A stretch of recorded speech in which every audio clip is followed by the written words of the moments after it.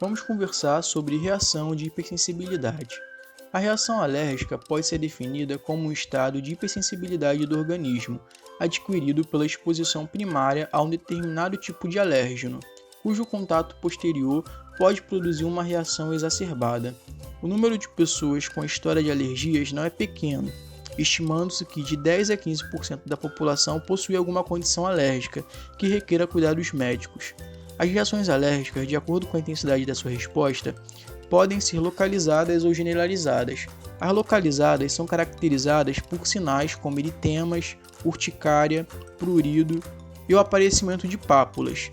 Nas reações generalizadas, além das alterações cutâneas mencionadas, podem ser observados o broncoespasmo, edema de laringe, hipotensão arterial, que trazem risco potencial de vida ao paciente, por isso mesmo devem ser rapidamente diagnosticadas e tratadas. Os fatores de risco para o aparecimento das reações alérgicas são os componentes genéticos, idade do paciente, história das reações cruzadas, potência e imunogenicidade do fármaco.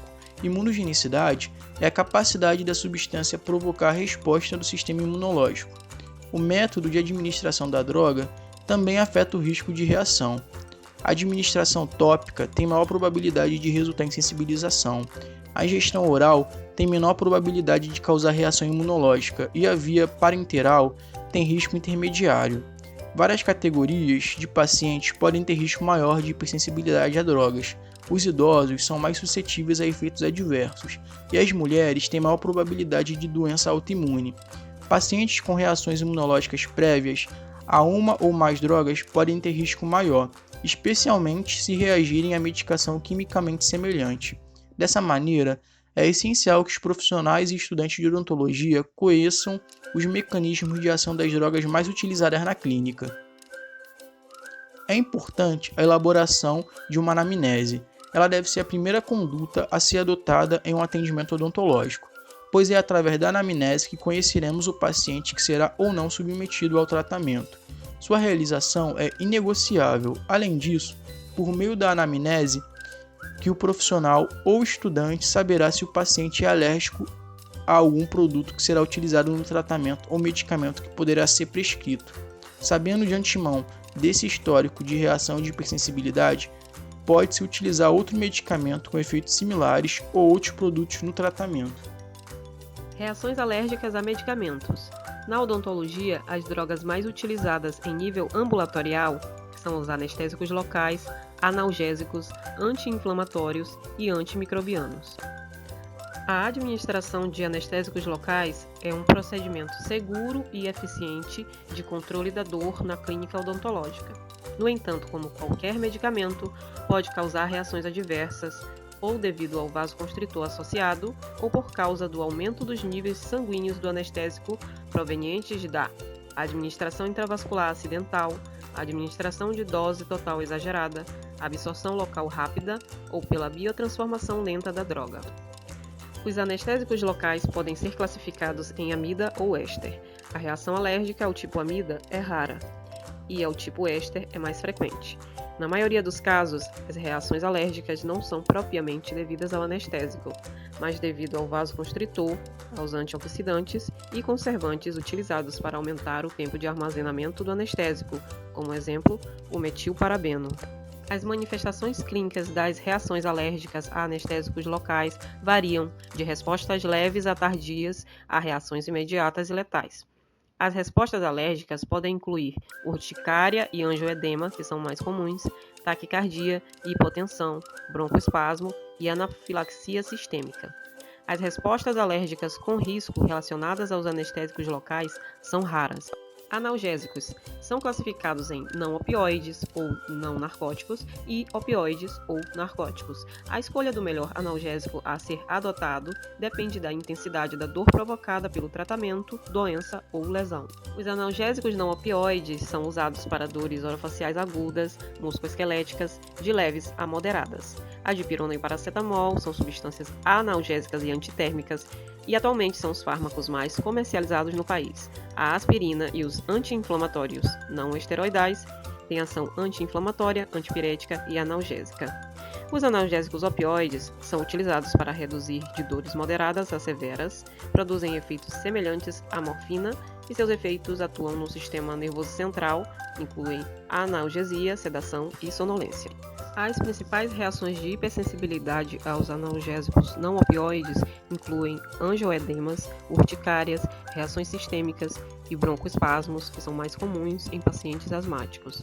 Já os analgésicos opioides apresentam prurido, vasodilatação e hipotensão e broncoespasmo, principalmente em pacientes com hipovolemia e choque. Os analgésicos opioides também são capazes de gerar reações que envolvem a liberação de histamina. Os anti-inflamatórios não esteroidais apresentam 3 efeitos, como anti-inflamatórios, analgésicos para dor leve e moderada e antipiréticos. Sua ação anti-inflamatória decorre da redução de prostaglandinas vasodilatadoras, que estão associadas à vasodilatação, diminuindo assim a formação de edema. Como exemplo de AINES, temos a nimesulida e o meloxicam. Os anti-inflamatórios não esteroidais atuam como supressores de prostaglandinas nos nociceptores periféricos, através do bloqueio da ciclooxigenase. As enzimas COX exercem um papel central nas reações de hipersensibilidade, sendo mais comuns as reações anafiláticas. As reações anafiláticas incluem angioedemas, urticárias, reações sistêmicas e broncoespasmos, que são mais comuns em pacientes asmáticos. Antibióticos agem sobre bactérias patogênicas suscetíveis, possuindo efeito bacteriostático, bactericida ou bacteriolítico. Interferem sobre as vias metabólicas desses agentes infecciosos, alterando desde a permeabilidade à síntese dessas bactérias. Os antibióticos que possuem ação na membrana celular das bactérias se ligam aos constituintes normais da membrana, causando uma desorganização funcional, modificando a permeabilidade e comprometendo o metabolismo da célula.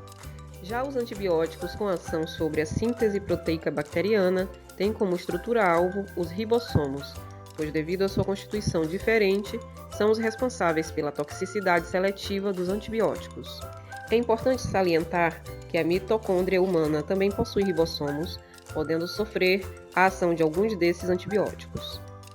Os antibióticos que possuem ação sobre a replicação do DNA, em sua maioria, não apresentam toxicidade seletiva, afetando assim as células humanas, como é o caso da mitomicina. As penicilinas e as cefalosporinas são exemplos de antibióticos que inibem a síntese da parede celular. Competem ou inibem as enzimas participantes da síntese, levando a um desequilíbrio e à ação de autolisinas, destruindo as bactérias. São classificadas como fármacos alactâmicos, que são antibióticos mais utilizados e os responsáveis pela maior parte das alergias a medicamentos. A reação alérgica à penicilina pode ser desencadeada por qualquer via de administração. A aplicação local, comparativamente à oral, é a que mais apresenta incidência de sensibilização. As reações de hipersensibilidade são causadas pelos produtos de degradação da penicilina que se combinam com a proteína do hospedeiro e tornam-se antigênicos. Elas podem ser divididas em reações imediatas, reações aceleradas e reações tardias. As reações imediatas são as mais graves e ocorrem em até 20 minutos após a administração por via parenteral e até 1 hora após a administração oral. Constituem-se em urticária, prurido difuso, rubor cutâneo e, em menor frequência, edema laríngeo, arritmia cardíaca e choque anafilático. O choque anafilático é raro e, em alguns casos, pode ser fatal, pois existe a possibilidade de desenvolver insuficiência cardiovascular e respiratória. As reações cutâneas podem ser desencadeadas por anestésicos locais, anti-inflamatórios não esteroidais, analgésicos e antibióticos, se apresentando das seguintes maneiras: urticária, angioedema e erupções cutâneas. As reações cutâneas alérgicas são as mais simples, e caso sejam as únicas manifestações clínicas, não são letais. Porém, se aparecerem logo após a administração, pode indicar uma reação mais generalizada. Para o tratamento das reações cutâneas, a primeira ação a ser tomada é a suspensão imediata do medicamento. Para as medidas de tratamento, começa primeiramente posicionando-se o paciente de forma que ele se sinta confortável e é preciso fazer a avaliação dos sinais vitais. como frequência cardíaca e respiratória. Depois, administra-se uma ampola de prometazina, 50 mg, e uma ampola de betametasona, 4 mg, por via intramuscular. Os anestésicos locais e os anti-inflamatórios não esteroidais podem ocasionar broncoespasmos, que se caracteriza pela obstrução reversível das vias aéreas, resultante da constrição dos músculos lisos que revestem os brônquios. O tratamento inicia-se inclinando o posicionamento da cadeira e, na presença de cianose, solicita-se socorro médico de urgência e as medidas de suporte básico à vida. O choque anafilático é uma reação súbita e potencialmente fatal, resultando na liberação de histamina e outros mediadores. Apesar de as reações serem raras, todos os medicamentos utilizados na prática odontológica podem desencadear esse tipo de reação. As penicilinas são as drogas com maior potencial para causar reações anafiláticas. Portanto, os dentistas devem estar atentos às substâncias utilizadas que possam desencadear crises alérgicas, como o metilmetacrilato, que é o monômero das resinas acrílicas, e as drogas mais comuns de associação de reações alérgicas, que são a penicilina e a lidocaína. Em caso de superdosagem, a conduta que o cirurgião dentista deve tomar é primeiramente interromper o tratamento e depois acalmar o paciente, monitorando seus sinais vitais. Deve-se também colocar o paciente de maneira confortável e, se houver queda de pressão arterial e da frequência cardíaca, ele deve ser colocado na posição supina com as pernas ligeiramente mais elevadas do que a cabeça. A administração do oxigênio pode ser feita por meio de catéter ou máscara nasal.